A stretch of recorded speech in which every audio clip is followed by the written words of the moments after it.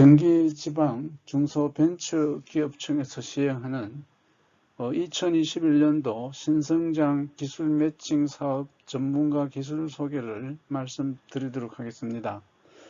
저는 경기과학기술대학교 정밀기계공학과에 재직하고 있는 이희원 교수라고 합니다. 제가 전공한 분야는 기계공학으로서 그 세부 전공은 재료 및 구조 해석이 되겠는데요. 이는 우리가 흔히 얘기하는 그 응용 역학 부분이 되겠습니다. 일반 학술 논문은 일단 생략하도록 하겠고요. 학위 논문만 말씀드리면은 아마 그 전공 분야를 이렇게 예측하는데 도움이 될 것 같아서 소개를 해드리도록 하겠는데요. 석사학위 논문은 스웨이징이한 오토포리티지 가공의 유한 요소 해석이라는 제목으로 있는 논문인데요. 우리가 기계 가공 중에서 소성 가공에 해당하는 스웨이징의 오토포리티지 가공에 대한 것을 모델로 해서 그런 가공 중에서 발생하는 응력이나 변형에 관련된 탄소성 응력 해석이라고 말할 수가 있겠습니다.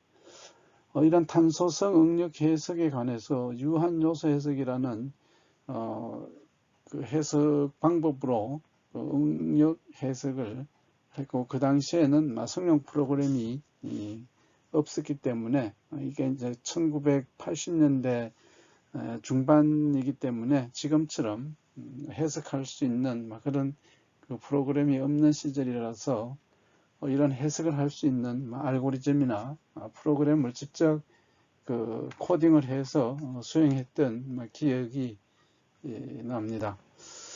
그 후로 박사학위 논문은 크롬 몰리 강에 대한 건데요.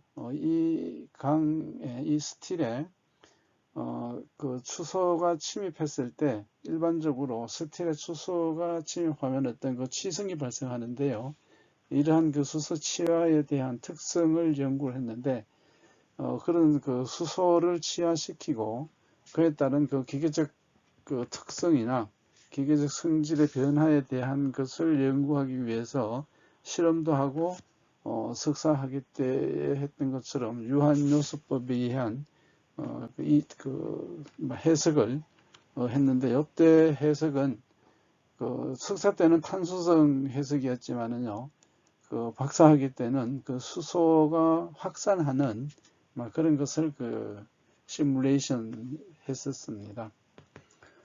이때 사용한 해석 툴은 아바쿠스라는 해석 툴을 사용을 했었는데요. 그때도 지금도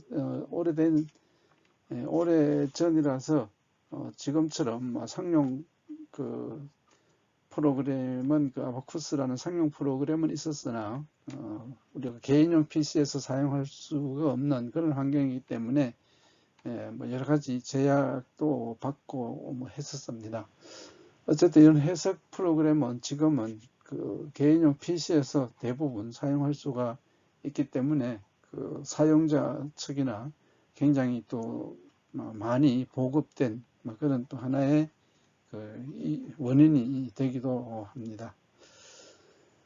보시는 바와 같이 세부 전공은 구조 해석, 강도 해석, 강성 해석, 응력 파악의 필요 해석 등등에 관해서 이제 이론적 해석을 주로 했고, 이러한 해석을 바탕으로 해서 실제 우리 산업 현장에서 기계 부품이나 장비, 그러니까 기계 시스템에 대한 강도 안정성을 평가해서 파손으로부터의 어떤 응력이나 어떤 항복 강도나 이런 것을 예측을 해서 우리가 이제 형상이나 구조물이나 설계 치수를 우리가 결정하는데 자료를 제공할 수도 있고요.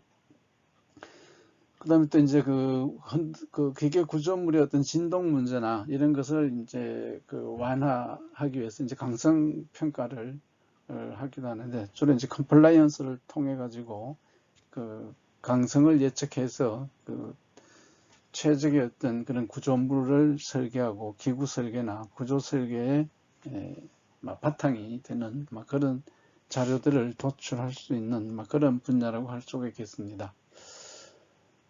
제가 원래 졸업을 하고 산업체 80년대 중반부터 90년대 중반까지 이 산업체에서 재직을 했었고요. 그때는 그 자동차 부품, 특히 그 브레이크나 엑셀이나 어떤 그 스티어링 그 시스템에 대한 어떤 제품의 어떤 설계 분야를 주로 담당했고, 또 그 과정에서 또 생산 기술 쪽에서도 담당을 한 적도 있고 그렇습니다. 그 이후로 90년대 중반부터 지금까지 이 대학에서 이제 근무를 쭉 재직을 하게 되었는데요. 그때는 이제 기계 설계와 관련된 과목을 교육을 하고 또 관련 연구를 쭉 이어오고 있었고요. 이와 병행해서 설계나 어떤 그 강도해서 또 강성평가, 어떤 구조 설계 등등과 관련해서 우리 그 대학 인근의 그 중소기업과 같이 산학협력으로 R&D 과정을 수행을 쭉 해오고 있고요. 또 같이 관련해서 어떤 관련된 기술 지원도 꾸준히 수행을 해오고 있습니다. 제가 지금까지 쭉 수행해왔던 여러 가지 어떤 기계 시스템에 대한 글을 좀 정리를 해봤는데요. 주로 이거 외에 일반 기계, 가공 장비 등등 프레스부터 해서 여러 가지를 그 시스템 설계나 강도 해석, 또 강성 평가 등등에 관해서 수행을 했었고요. 제가 주로 하는 분야는 이러한 그 시스템에 대해서 어떤 역학적 거동 특성에 대해서 공학적 해석과 평가를 해서 그것을 기반으로 어떤 최적 설계를 수행을 할 수 있는 어떤 그런 기본적인 어떤 그 자료를 제공을 할 수가 있다고 보겠습니다. 그래서 일반적으로 큰 두 개 강도 측면과 강성 측면에서 이런 자료들을 제공을 할 수가 있겠는데요. 이거를 바탕으로 해서 우리가 기계 시스템을 설계할 때 그 시스템의 파손으로부터 안전한 강도 측면에서 안전한 그런 그 설계를 우리가 목표를 했을 때 그런 설계를 수행할 수가 있겠고, 또 그러면서 어떤 그 강성을 평가해서 기계의 진동 문제나 흔들림에 대해서 어떤 안정감 있는 그런 그 시스템이 설계되도록 하는데 많은 도움을 줄 수가 있겠다, 이렇게 볼 수가 있겠습니다. 예를 들어서 구조 해석 사례를 한 가지 예를 한번 들어보기 위해서 제가 자료를 준비했는데요. 예를 들어서 이런 내부의 압력이 이렇게 압력이 작용했을 때 이쪽 부분이 구속된 상태에서 재료는 스테인리스 스틸이고요. 그랬을 때 내부 압력 5메가파스칼을 작용시켜서 우리가 구조 해석을 수행했을 때 그 결과로서 살펴보면은요.